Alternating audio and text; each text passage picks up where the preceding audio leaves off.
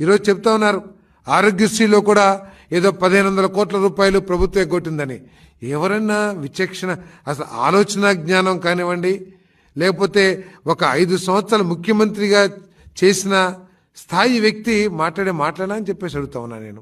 ఒకవేళ 1500 కోట్ల అప్పు ఉంటే దానికి కారణం ఎవరు? మీరు చేసిన దుష్పరిపాలన 5 సంవత్సరాల ఫలితం కాదా అని చెప్పేసి అడుగుతా ఉన్నా నేను.